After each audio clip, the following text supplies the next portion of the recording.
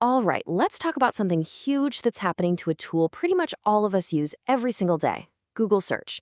It's not just getting an update, it's getting a whole new brain. Its most intelligent AI model ever, Gemini 3, is being plugged directly into AI mode. So let's get into what that really means for you and me.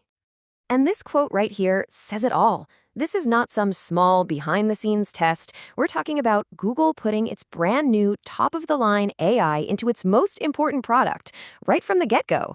That's a massive show of confidence, and honestly a signal that the future of search is changing right now. So what's all the fuss about? Why is this particular AI model such a game changer? Well, as we're about to see, it all comes down to a few core abilities that completely change what that little search bar is capable of doing. And here are the three big ones. Now, I know these might sound like buzzwords, but each one is a serious leap forward. You've got state-of-the-art reasoning, which is just what it sounds like, the ability to think. Then there's deep multimodal understanding, meaning it gets text, images, and more all at once. And then there's this really cool new one, advanced agentic capabilities. Okay, let's zoom in on that last one because it's probably the most important. The best way to think about agentic capabilities is like this. Search used to be a librarian who could find you a bunch of books. Now, it's more like an expert research assistant who can read all those books for you, understand the problem, and then put together the answer.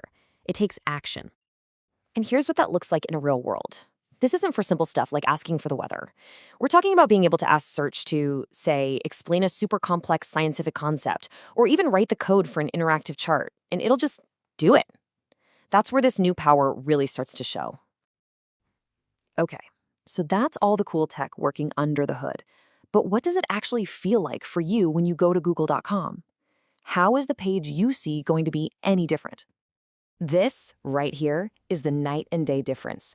For over 20 years, a search result has meant one thing, a list of 10 blue links. Now, the whole idea is shifting away from giving you links to giving you the answer, presented on a rich, dynamic page that's built from the ground up just for your question. And here's the craziest part.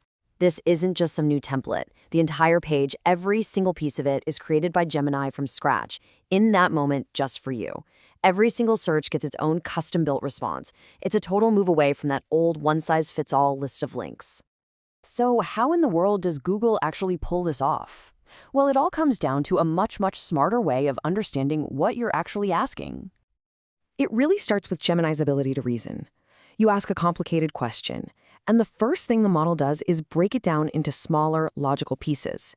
Then, it runs a bunch of smarter searches in the background, what they call a query fan-out, to find all the puzzle pieces it needs from across the web, before putting together that final custom answer for you. And the system is only getting smarter. Pretty soon, Search will be able to figure out on its own if your question is simple enough for a quick model, or if it's a real head-scratcher that needs to be sent to the most powerful model, Gemini 3. It's all about using the right tool for the job to get you the best answer as fast as possible. This all sounds fantastic, right? But the big question on everyone's mind is probably, when can I try this thing? So let's take a look at the rollout plan. So it's happening in phases, and it's starting in the US. As of right now, if you're a Google AI Pro or Ultra subscriber, you can get access to Gemini 3 in AI mode. For everybody else in the US, it's officially listed as coming soon to the standard AI mode. And that really brings us to this final thought. For decades, we've kind of trained ourselves to ask questions using keywords in a way we know a search engine will get. But now, as search becomes a true answer engine, one that can reason and create, the limitation isn't the technology anymore. It's our own curiosity. What kind of questions are we even going to think to ask it next?